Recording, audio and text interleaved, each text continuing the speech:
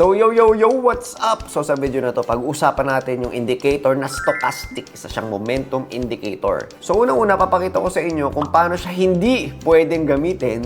And pangalawa, papakita ko sa inyo kung paano siya pwedeng maging confluence or maging complement sa mate formula natin. So, ready ka na? Let's go! Okay, so ngayon, ang gagawin natin, syempre magba-backtesting tayo. Susubukan natin gamitin ang stochastic sa siyang uri ng indicator. So, punta tayo sa indicator. Dito pala tayo ngayon sa tradingview.com, EURUSD. Tapos, sa 30-minute time frame tayo. So, punta muna tayo sa indicators. Lagyan natin stochastic. Then, ayan, lalabas siya sa baba. Yan. So, try natin mag-backtest. So, ito yung way na hindi mo pwedeng gamitin ang stochastic. Okay? So, try natin. Ayan. Okay, so yan. Hintayin muna natin siya mag-overbought or Ayan. So yan, nakita na natin nag-overbought siya. So since nakita na natin, mag-sell na tayo agad. Okay, so try natin kung mag-sell tayo agad. 1:1 lang risk-to-reward ratio. And, talo. So, yun pinaka-challenge. So, hindi porket na overbought, mag-sell ka na agad. Okay, so hintayin naman natin kapag oversold siya. Check natin kung bumaba. Ayan, so bumaba na. Nag-oversold na. So, try natin na mag-buy. Okay? 1:1 risk-to-reward ratio lang. Sige, angat. Di ba nag-oversold ka na? Angat. Ayan, so umangat naman siya, nag-TP. So, yun, panalo. Pero again, para sa akin, hindi pa rin talaga ito pwede. Lalo na kung nagre-rely ka lang sa stochastic, kailangan talaga may ibang other na confluence. Sige, try natin na mag 5 times. So, check natin. Ayan, nag-overbought na. So, mag-sell na tayo. Sell. Ayan, 1. Ano lang, okay na yan.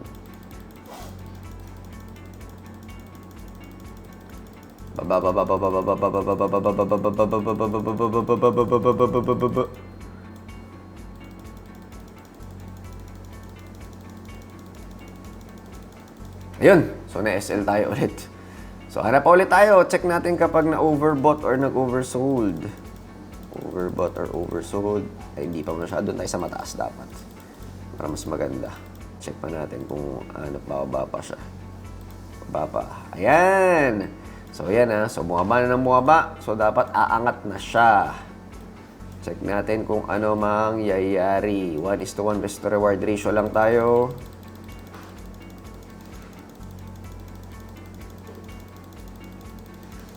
Hala. Na-SL na naman. So, out of the 4 trades, isa panalo, 3 talo. Okay, so ayaw natin yung ganun. Tapos 1:1 risk-to-reward ratio pa. So, papakita ko sa iyo kung paano siya magandang gamitin talaga na i-incorporate mo siya sa mate formula natin.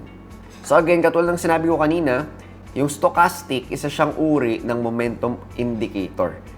Dito sa mate formula, pwede mo siyang gamitin as confirmation or timing. So, dito natin siya gagamitin. So, syempre, kailangan mo pa rin yung EMA, which is para malaman yung saan ba yung direction ng market. Kasi kung pataas, magbabay tayo. Kung pababa, magsisell tayo. Okay? So, ayan. So, 200 style. Ayan. Okay. Tapos, okay na. Okay na yun, no? 200 style. So, ayan. So, kung titignan natin dito, supposedly, pag yan nag-oversold, magbabay na tayo. Pero kasi, downtrend pala siya.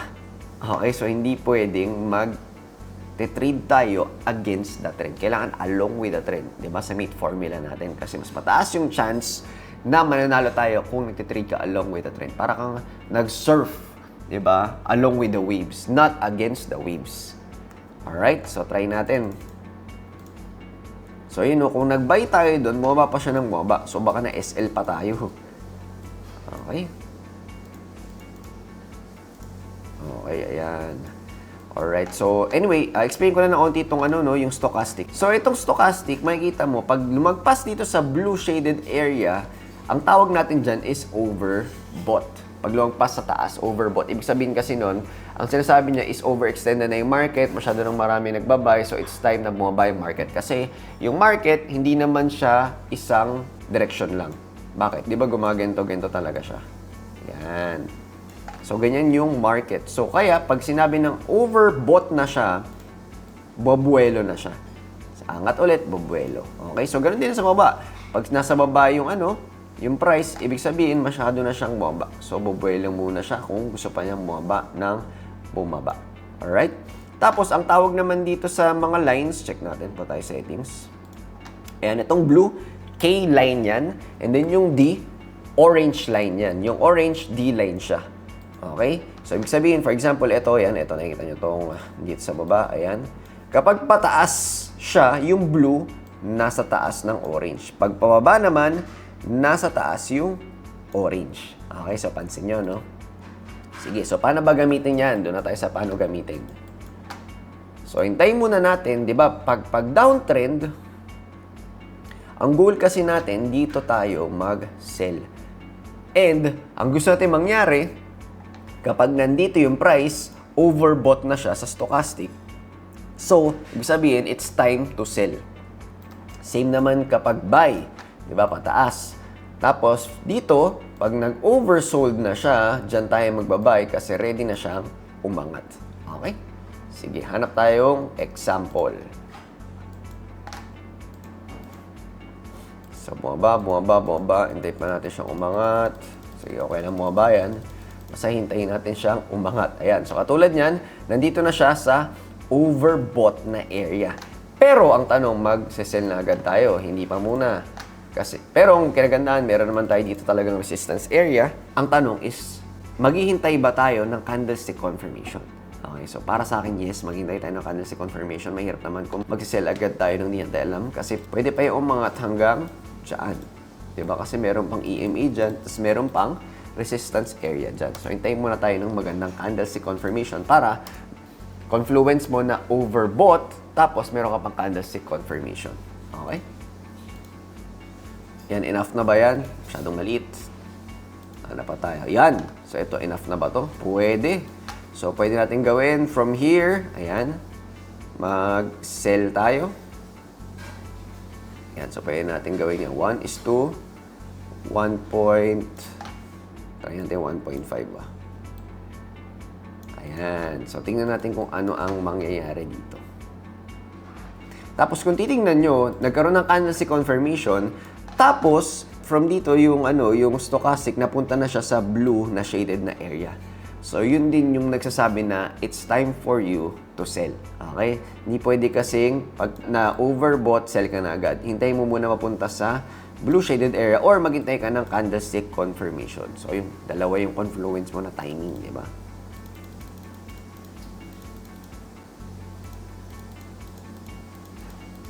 Yun. So, yun. Tipi tayo. So, kung titingnan nyo, nag-create din siya ng magandang double top. Okay? So, ganyan gamitin yung stochastic summit formula. Hindi pwede siya mag-stand alone. Kailan magamit mo siya with resistance or with the EMA. Tapos, meron din siyang candlestick confirmation. So, yan. Check pa tayo ng another example. Alright. So, check natin ang mangyayari. So, bumaba siya ng bumaba.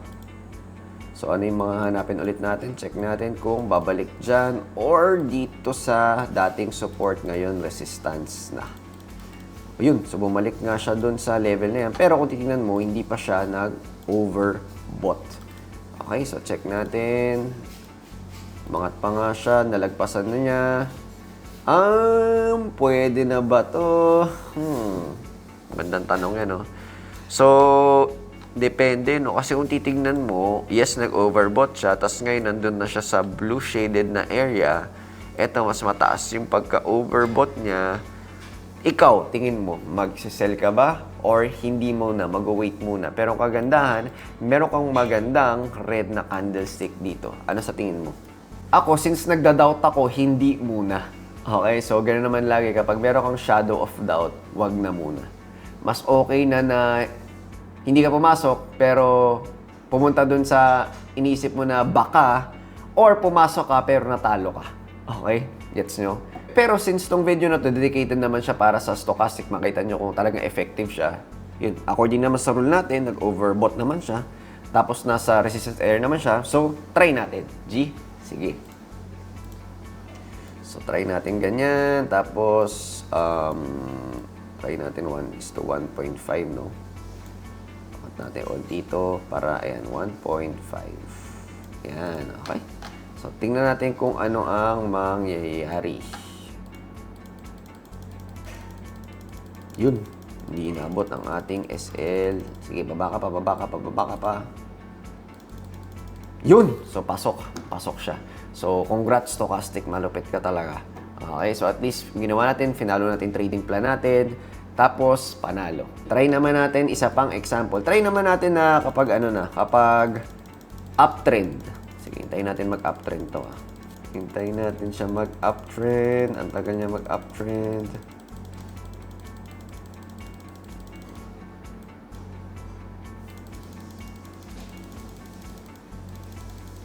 Bilis.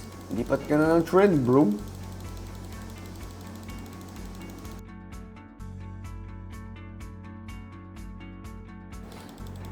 Ayan.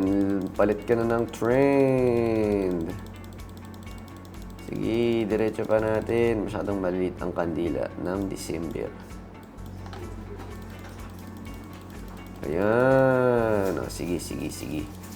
Ayun. Diba? Bigla siyang lumipad. Okay, game tayo dito. Hanap tayo ng example. Hintayin natin mapunta sa over. So, ayan. Nag-oversold na. Okay? Ayan. So, ayan yung kinagandahan. Meron tayong resistance, naging support. Tapos nagkaroon ng candlestick confirmation na bullish engulfing. Nag-oversold siya. So, ngayon nasa blue shaded area na siya. So, ang tanong, papasok ka ba or hindi? So, try lang natin. Pasok lang tayo. Okay. Tingnan natin. Yun! Pasok pa rin. So, sa tatlong example natin, lahat panalo. Pero again, sa totoong buhay sa forex trading, may mga times talaga na matatalo ka talaga. Okay? Pwedeng minsan or pwedeng madalas. Depende yan sa season ng strategy natin. So, yun. Again, summarize lang natin yung ating trading plan for today. Number 1, yung M, kailangan mo ng EMA 200. Okay? Para malaman mo kung uptrend siya o downtrend. Pag uptrend, buy. Pag downtrend, sell. And letter A, pwede mo gamitin yung trend line. Pwede mo gamitin yung support na resistance.